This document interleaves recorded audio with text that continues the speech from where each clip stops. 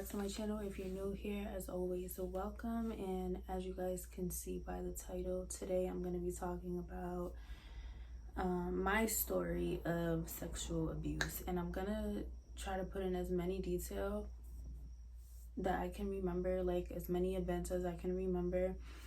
I'm gonna try my best to go in the order of events.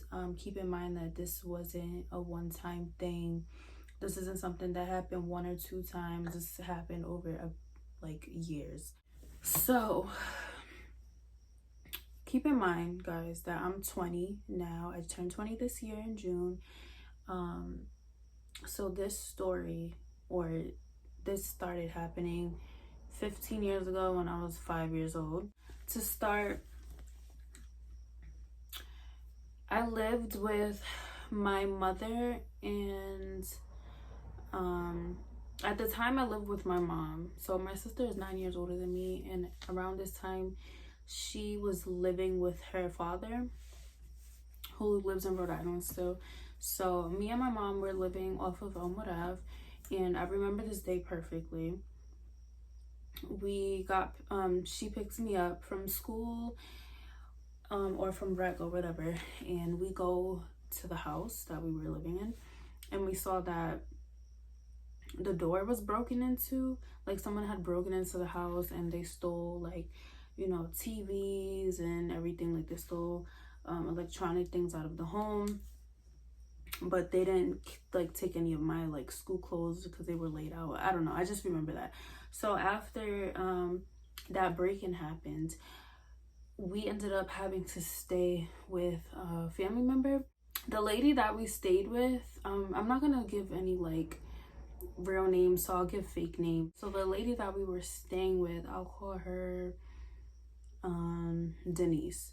So Auntie Denise, I called her my aunt. So Denise was married to my mom's uncle, which is my uncle. And even when they got divorced and stuff, my mom always kept that relationship with Denise, just because my mom had my sister when she was young, and she always helped my mom out with my sister and all that. So they just still kept a really close and tight relationship after the divorce and everything like that. So we had to live with Auntie Denise for a few months. I believe we stayed there just so my mom can get back on her feet and find an apartment for us to go live in and all of that. We were staying in Cranston with Auntie Denise, and Auntie Denise has her godson.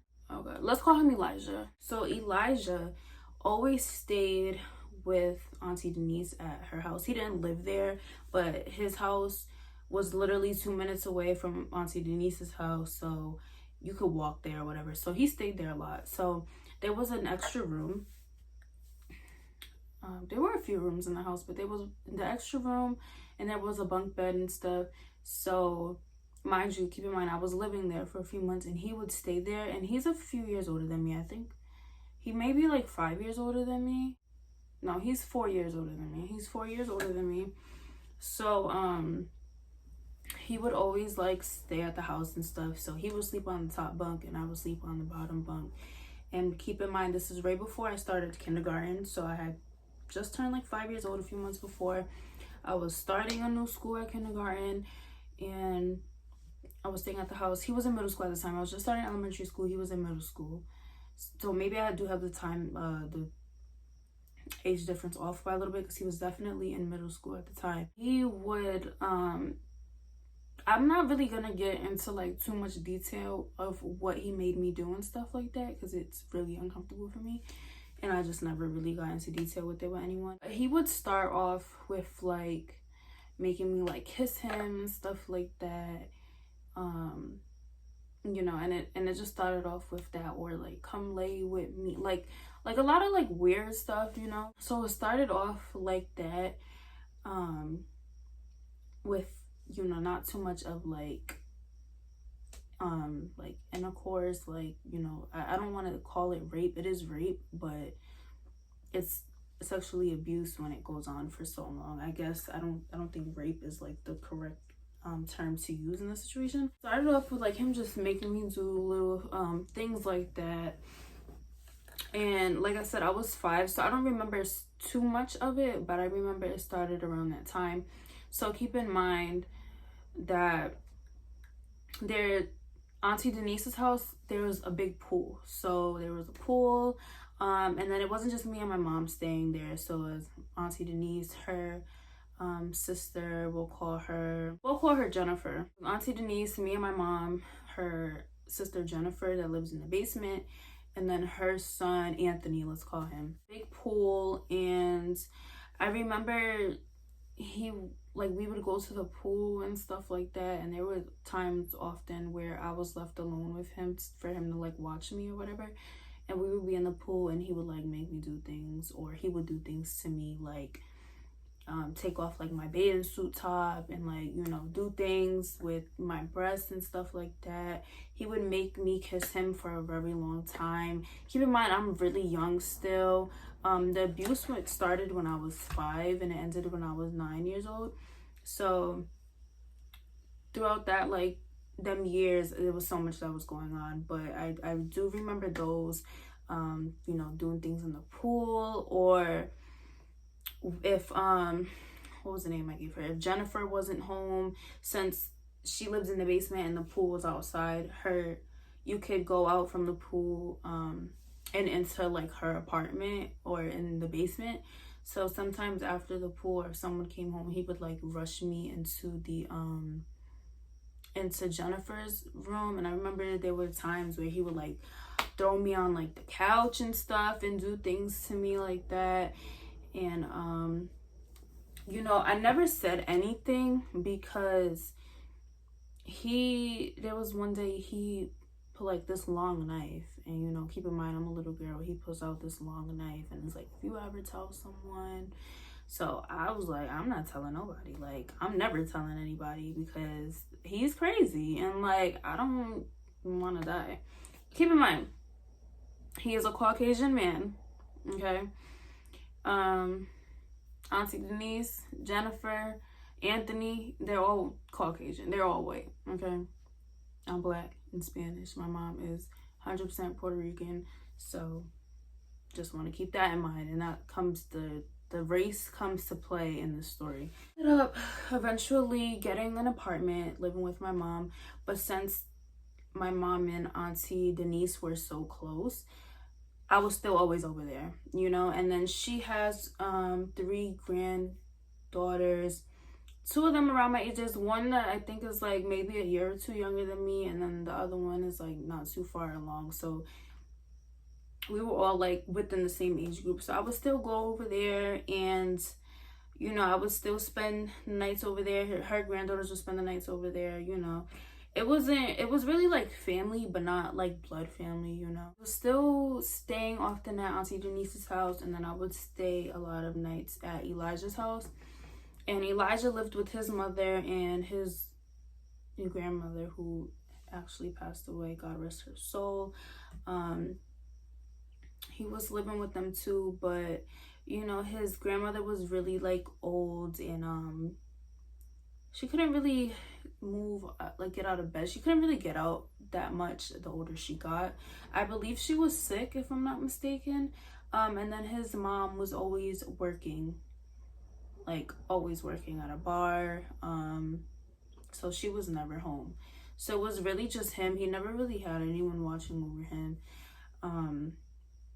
So I would go to his house a lot. And then keep in mind, my sister is 29 and he's a few years older than me.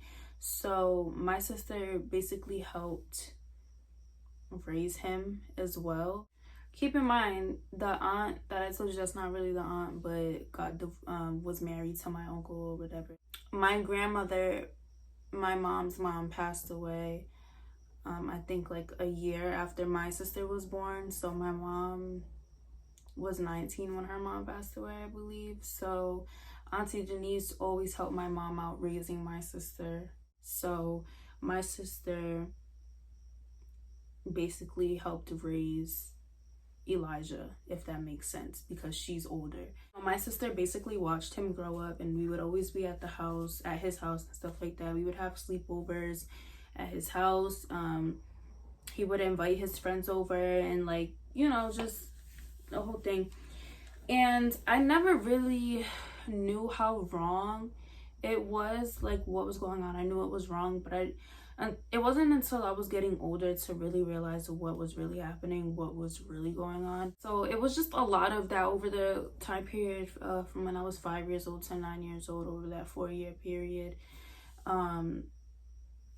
Him just doing things like in the pool, or at Auntie Denise's house, or in his house. You know, I feel like it happened a lot more at his house as time went on, since I was there so much. You know, my mom had to work, or, you know, she just couldn't really watch me. And I never said that I don't want to go over there or anything like that. Like, I never wanted my mom to find out, because I was scared that he would do something to me if I told. So I never mentioned anything. I never said I don't want to go over there. I never said I felt uncomfortable, even though, like I said, as I got older, I did feel uncomfortable, because I started to realize what was going on. But it was just a lot of the same things as time went on. I remember he would like make me do things, and I would just be like so disgusted, and I would like be in the bathroom, and like I cried and stuff like that. You know, he would be laughing like, oh, it's not that bad, or, you know, things like that. Around age 9, I think that's like the 3rd grade, if I'm not mistaken, I had friends that were, you know, got their period really early in age. So I know my friends,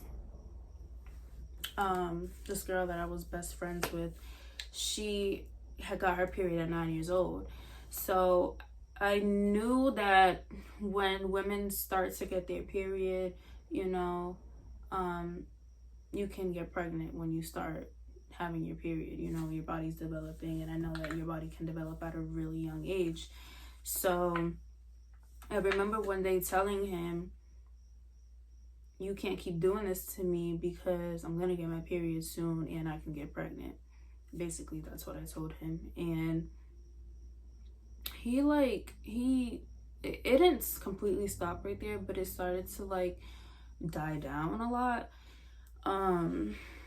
I didn't end up getting my period until I was like 13 maybe. So over the times, it was just a lot of that going on. It eventually ended up stopping, you know. I was still around when he graduated high school and stuff. I was at his high school graduation and everything like that. Still never said anything. Actually, he was around up until I think I was 13 years old. 13, 14 years old. He was around for a really long time. So keep in mind, this happened to me when I was 5. So I was holding this in for how many years? Like, I wasn't saying anything. Like I said, the older I got, the more I started to realize and notice what was going on was wrong. So I started to be really uncomfortable being around him, you know, when he would be at the house, or if he would sleep over at my house. And he knew, like, we weren't close after that. Like, remember, we were really all close when I was younger, you know, when we lived with Auntie Denise and all of that. But the older I got, the more I just didn't like him, didn't want to be around him. Every time he was around, I would feel sick to my stomach. I would be so uncomfortable, but I still never said anything. Just never wanted to be around him at all. I would even go around the house just being like down. Like, it was a heavy like burden on my shoulder every day, wanting to say something, but I never had the courage to say anything, never had the courage to tell my mom or anything like that. And actually, one time he was doing something to me at his house, and his mom walked in, and he stopped really fast, but I know she saw it. To this day, I know she saw it. When she walked out, she was like, I see everything. Like, just know that I see everything. And that was that. And so I knew that she knew what he was doing to me, and she never said anything about it, did anything about it. Aside from that, his blood cousin, so his mother's brother, okay, he had kids and he had a son, and there was one year around the same time that he was doing what he was doing to me, his little cousin, so his uncle, his mom's brother, his uncle, his son, which is his cousin, Elijah's cousin, he came out one day and said that he was doing stuff to him, like he was touching him and everything like that. No one believed him. No one in the family believed him. And I remember this so perfect. It was one day, you know, kids are nosy. They go through their parents' phone and stuff like that. It was one day that I went through my mom's phone and she was texting my aunt like, oh my God, I can't believe all of this that's going on. And no one believes the little boy. It's like Shahada sleeps in the same room as him, you know, she's never said anything about it. And I actually think that my mom asked me one day and I said no, like nothing, like no, like he's never done anything to me. So it was this big thing between the family, not really me and my mom, because you know we're not really related to them. They just stopped talking. Like the uncle, like that whole, you know, the uncle, the son, they stopped talking to everybody. So because no one believed the little boy.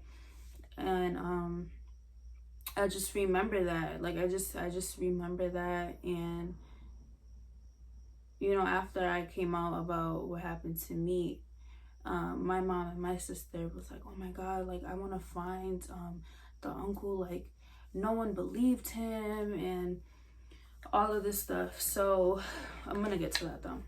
Wanting to say something, not having the courage to do so, but feeling so uncomfortable and very uneasy every time I was around him. And it was like that for a long time. So there was a time period when he was transitioning from high school into college, and we didn't like see him for a while. You know, something ended up happening between Auntie Denise's daughter and my mom. So communication was really like cut off and things were like really distant from them. And that's another big factor why I've never said anything, because my mom doesn't really have family here. You know, it's like my uncle lives here, but her twin sister lives in Florida, you know. My grandfather lives in Puerto Rico, so we don't have family in Rhode Island. And I felt like Auntie Denise and them was the only family that my mom and my sister, like, that we really had, you know. I wasn't really thinking about me in the situation. I was thinking of my mom and my sister, you know, how close my sister and Elijah were and how close my mom and Auntie Denise were. And I felt like if I said anything about what happened to me, it was gonna break that up. Like, it was just gonna ruin everything. And you know, my mom has reassured me and told me so many times, like, nothing is more important than my kids. Like, I don't care about any of that. But personally, that was another big reason why I never said anything, because I didn't want to feel like I was breaking a family apart. Fast forward into my freshman year in high school. So I don't know if you guys watched my very first video. I went to the Met High School in Providence. And there was a time when I remember I told you I didn't get my period until I was maybe like 13, 14 years old. So my period was really irregular, and I would be on my period for like a whole week, like a whole 7 days. Sometimes I would get my period twice a month, which wasn't normal. But then there was this one time, this was in October, I remember. I think it was around October, November. I had gotten my period for the third time in 1 month. So I was like, okay, this is like really like not normal. Like, I need to know what's going on. So I went to the school nurse, and when I went to the school nurse, I was a virgin at the time. So she was like, oh, have you ever like been sexually active before? And I was like, no. She was like, never. I was like, no. But still in the back of my mind thinking of like what had happened to me when I was younger. She was like, okay, because if you've never like ever been sexually active, you don't have to worry about like HIV and AIDS and stuff like that. So I was like scared, because I'm like, damn, like what if I have something because of what happened to me when I was little, and like I don't know. So I knew I had to say something at that point. So I left the nurse, and I don't remember the first person that I ran to, but I do remember this guidance counselor. So how the Met is, like I said, it's not a regular high school, you know, you don't go class to class. So the school is split up into 4 different buildings. So there's Unity, Justice, Liberty, and Equality. Those are the 4 buildings. So I was in Unity, and there's a social worker in each building.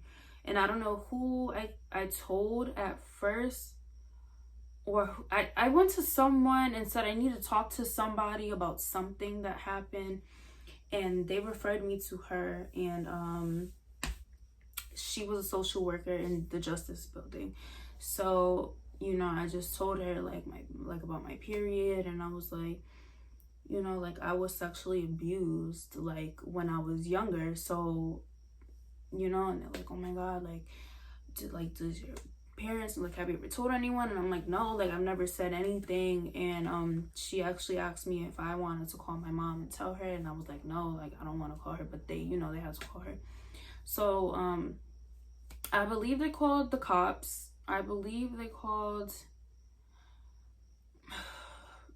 definitely called the cops. I don't remember who else they called, but I gave her my mom's number, and she's like, all right, I'm gonna call her, and I'm gonna, you know, try to get her up here. She didn't really want to tell her over the phone, something like that. She wanted to get my mom in the school to tell her. So, and mind you, my mom works walking distance from my high school, like literally like a 5-minute walk.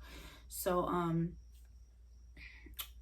I remember after telling her that, I went back to my building in Unity. I didn't go back to my class, stayed in another classroom for a few hours, you know, while that counselor was taking care of everything that, you know, she said she was going to take care of.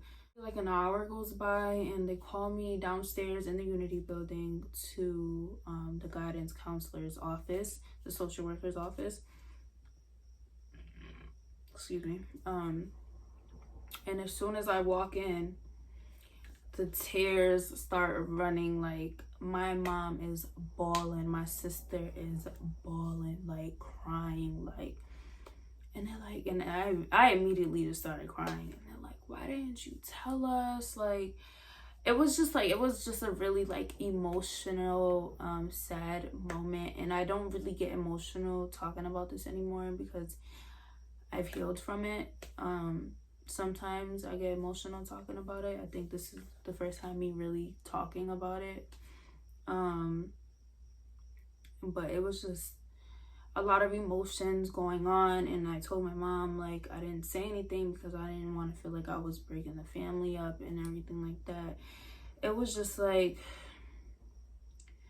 it was just so, like, I don't know. It was just crazy. What ended up happening after that, it was like a whole investigation process. And I always say God works in mysterious ways. So I was cheerleading at the time. So the cheer season starts August 1st. And mind you, this was in October. So the cheerleading season starts in August, ends in December.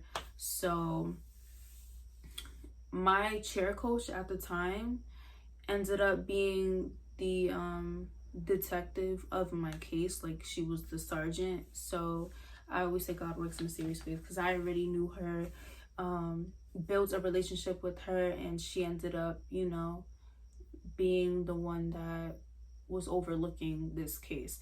I live in Providence, but since it happened in Cranston, we had to take it up with the Cranston Police Department. So after all of that happened that day at school, I can't remember exactly the order of events, but keep in mind, I didn't even tell y'all, keep in mind, I was bullied in elementary school for years. So I was getting bullied at school and then going home from school and getting sexually abused. So that's a lot for, you know, a person in general, but let alone a child, you know. And I wasn't like bullied like, oh, they're teasing me. I was straight up bullied in elementary school. Like, they would like hit me and push me and punch me and throw scissors and chairs at me and all this stuff. Like, I always wore glasses since I was in elementary school. I wear contacts now, but they were just so mean to me, like in elementary school, and I got bullied every single day. So imagine being a little girl, 5, 6, 7, 8, 9 years old, going to school for 8 hours, getting bullied all day to go home and be sexually abused. Like, you feel me? Like, I wanted to kill myself. Like, I'm not even gonna lie, I wanted to kill myself in elementary school, and I feel like, you know, no one should go through that. So I like straight up wanted to kill myself when I was little. And actually, when I wanted to kill myself when I was little, through the bullying, like my mom, like I said, she never even knew about me getting sexually abused or anything like that. But I was always saying that I wanted to kill myself. I was always attempting to like kill myself when I was in elementary school. So my mom actually had brought me to a counselor, and you know, all of that when I was little. And I still, even going to counseling, I still never mentioned what was actually happening to me. That's how scared I was of this guy, of this boy. Yeah, had to go through like the police department. I was at the police department often, like every week for a while, I believe. I know y'all saw that. I was at the police station for, you know, like, I was just always having to be there after school and everything. I remember having to go to the Attorney General's office and like write a statement of everything that I can remember that happened to me. My mom had to take me to this place to get like a rape kit done, I believe. You know, like they have to go in and like swab like your vagina and things like that. But since I was 14 at this time and this happened to me so long ago, it was so long ago that they didn't find anything, you know, any tears, nothing. They couldn't find anything because it had happened so long ago. So you know, they couldn't find any evidence like that. I think it was just a really rough case, like I said, because it happened so long ago and there really wasn't any evidence, but there was, you know, some type of like guilt in that. So that same day that I had came out, I believe the investigators or the detectives or whatever, keep in mind, this is the second time that someone has come out about him doing something. So they reached out to him and told him, you know, at this time he was legal, so I think he is 4 years older than me. He was 18 at the time, I was 14. So they reached out to him and told him that someone else has come out about it. They didn't say the name or anything like that, but they told him that they're gonna need him to go to the station or something like that. And immediately he texts me, he texts my mom, he texts my sister trying to catch up. Like, he texts me like, oh my god, I'm so sorry I haven't catched up sooner, how's high school going? Like, just straight out of guilt. Like, he texted me, my mom, and my sister back to back, like ASAP. So they told me, just don't respond, just block the number. So I didn't respond, I blocked the number, I kept the messages, and they already knew, like, that's guilt. Like, they didn't even say who it was, and now he's texting all three of you guys trying to catch up. So that was already, like, you know, like, him being guilty. Then I ended up having to they wanted me to go to counseling again, and I just didn't want to at that point. I just didn't feel comfortable talking about it. But it was like this whole process for months, and actually it didn't actually end up going to court until the following year, like that summer. So remember, I came out about it in October, and court and stuff didn't happen until the following summer. So the year of 2015, I came out about it October 2014. So the summer of 2015, it actually went to court and everything like that. They had it so I didn't have to be there because I didn't want to testify. I just didn't want to be there at all. I didn't want to see him. I was afraid to see him. Keep in mind, I told you years ago, he put a knife up to me and was like, if you ever tell anyone. So I didn't want to see him, like, at all. I didn't want to see his mom, because remember, like I said, his mom, I know that she knew. Like, she walked in, I knew that she knew. I just didn't want to see anyone. So I was actually in Georgia at the time with my dad. Oh, let me tell you guys. So my father, right, my father lives in Georgia. He's been living in Georgia since I was in elementary school. I think he had moved right before I started kindergarten. So my dad been living in Georgia all my life. So we didn't want to tell him this over the phone. Keep in mind, my dad is like, I don't like to say this, but my dad is like street, like real hood, like don't play no games. So I didn't want to tell my dad, like, at all. Like, no one wanted to tell my dad because we already knew what it was going to be. So we definitely wasn't telling him over the phone. So my dad, I think the following month, he actually came down to, or later that month. I think it was later that month. He came down to Providence, and my mom was like, well, like, we got to tell him, like, while he's here, So I was home alone one day, and my mom had ran somewhere, I think to the store or something, and she was gonna come back home, and I called her like, should I tell him like to come now? So she was like, yeah, I'll be there, like I'm almost home. So I'm like, all right, like cool. So I called my dad and I told him, I need you to come, like I need you to come over, like I have to tell you something. And he was like, tell me what? And he was like, is it about a boy? And I'm like, yeah. And he was like, I was like, yeah, but when I was little. He was like, what? Like, did like someone did something to you? And I wasn't like, he wanted to answer over the phone, and I was like, can you just come? Like, I don't wanna.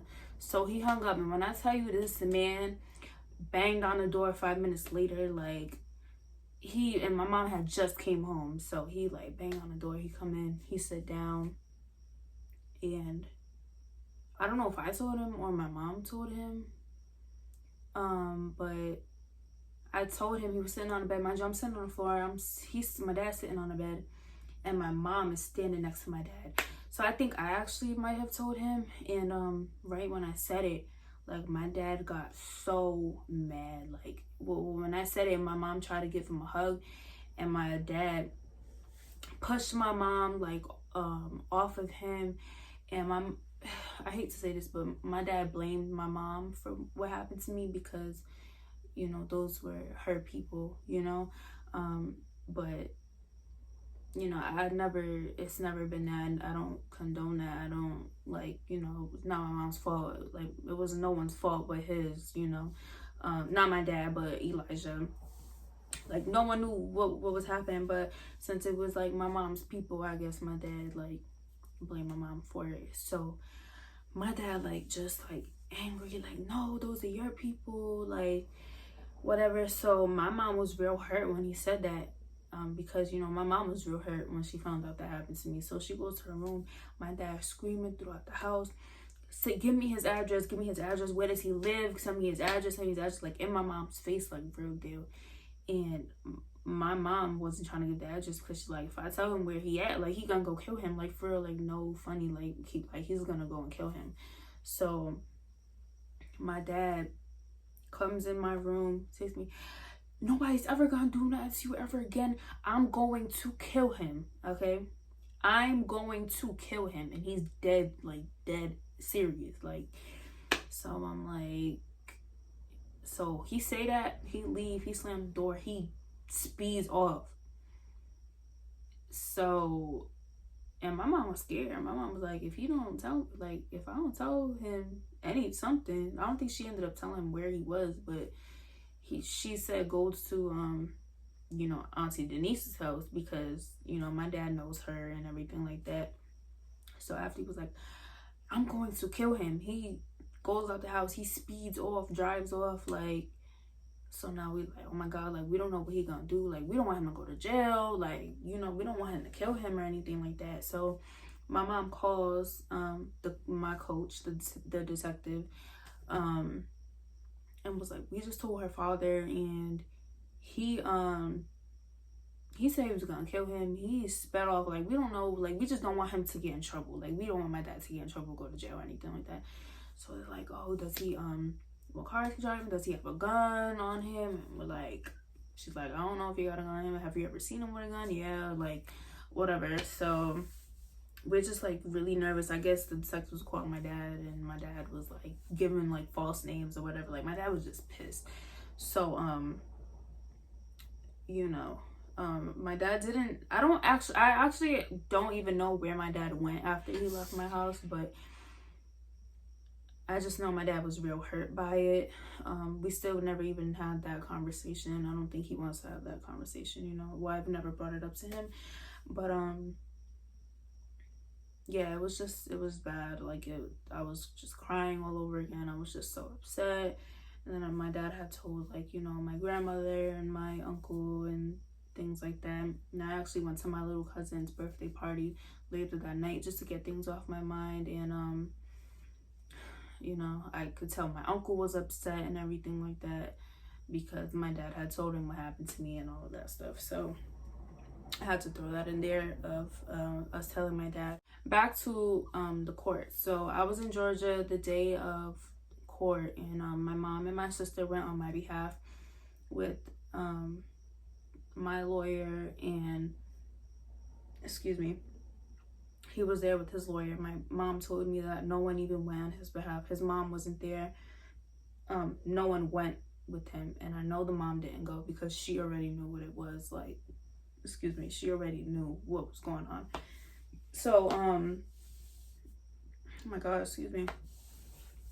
So basically, to sum it up, he didn't get any consequences. They made him register as a sex offender until his 19th birthday. His birthday's in December, and this was in like July, August. So he only had to register as a sex offender.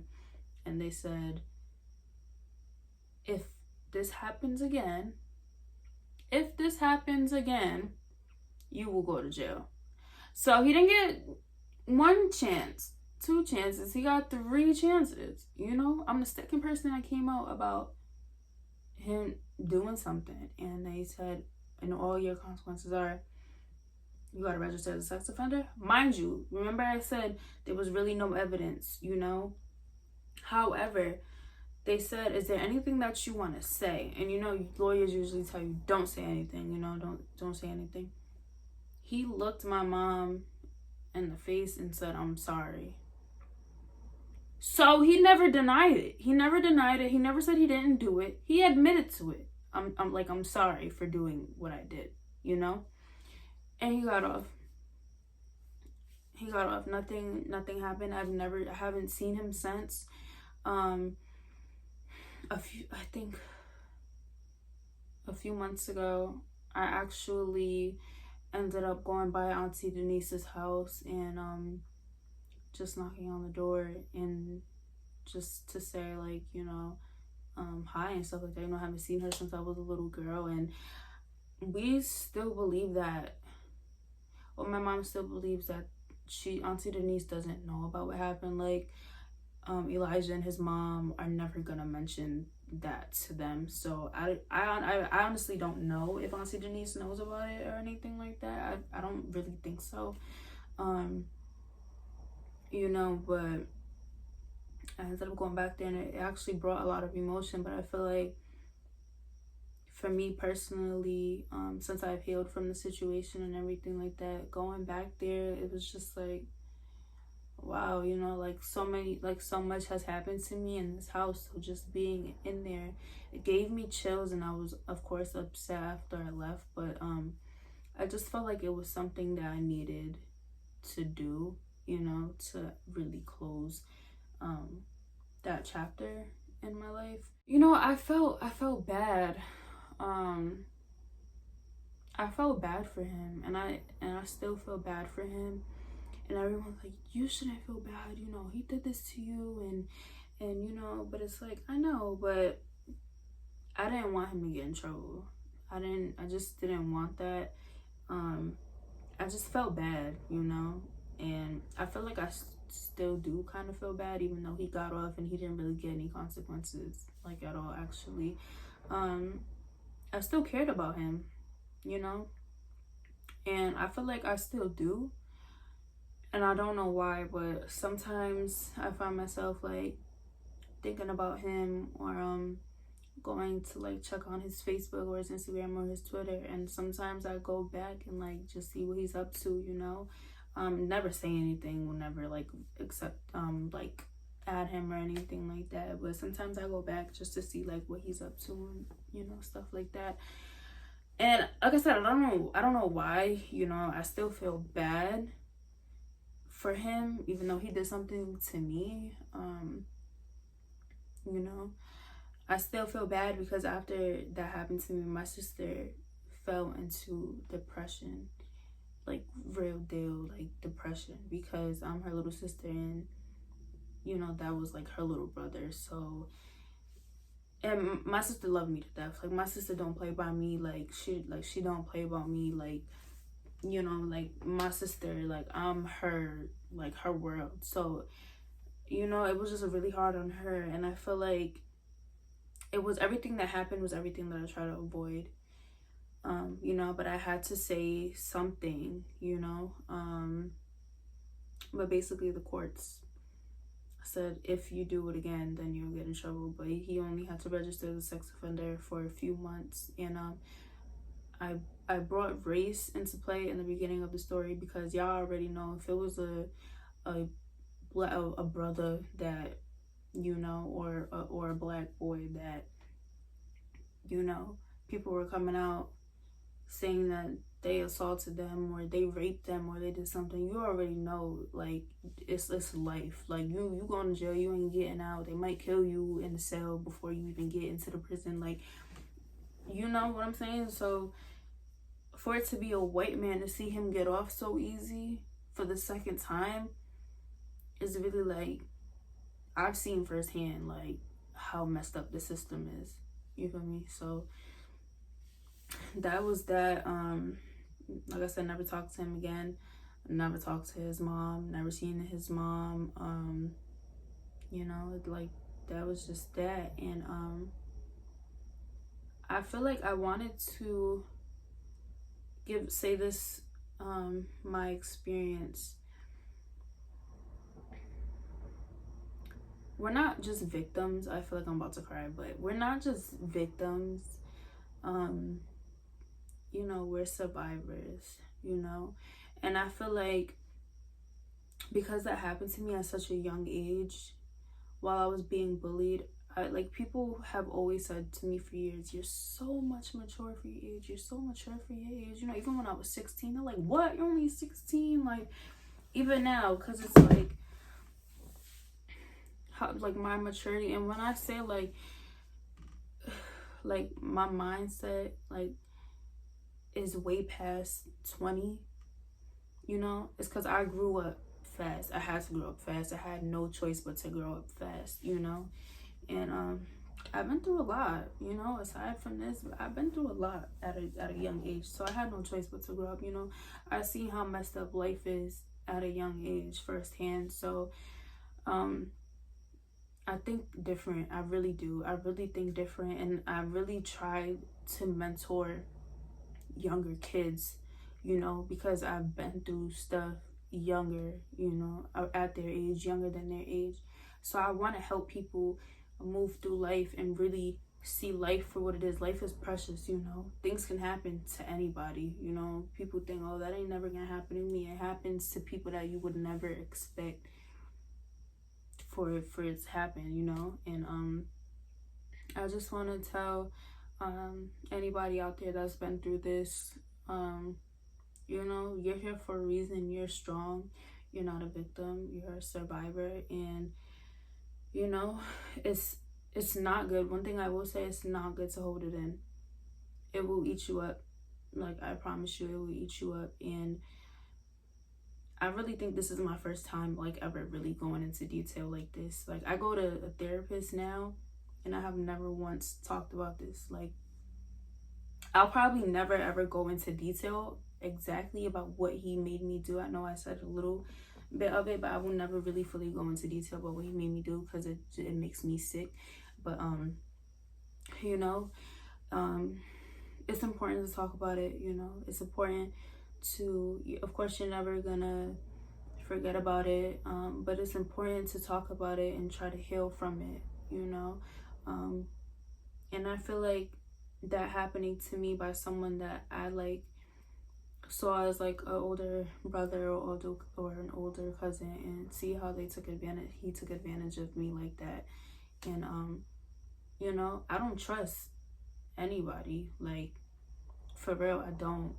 And I feel like that experience made me like, when I have kids, like, my kids won't be around anybody, you know. Not saying that I was just around anybody, but you just really never know what really goes down when you're not around, and you don't know what people really go through. So it's really important to just be cautious and really watch and read people's energy. I can do that so well when if I don't get good vibes from somebody, I already know, like, I'm gonna just keep my distance, because people, you don't know what people are capable of, like, I promise you. And I know, like, he's still roaming the streets. I know if y'all were to see him, he would be like some regular white dude to y'all. Like it's just crazy out here. So anybody that's been through this, if you ever need someone to talk to, please don't hesitate to reach out. I can relate to you. I feel for you.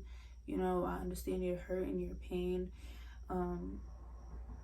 And, you know, just if you ever need someone to talk to, please don't ever hesitate to reach out, to send me a message. I will always respond to, you know, things like that. And I just feel like this was important for me to talk about, just so I can, you know, not, like I said, I've healed from it, but, you know, healing can be years, you know. Healing, you know, you can heal from something, not fully heal from it, if that makes sense. And also, I just feel like so many people can relate to this, and maybe I can, you know, encourage someone or help someone tell their story and get this off their chest, and to help other people.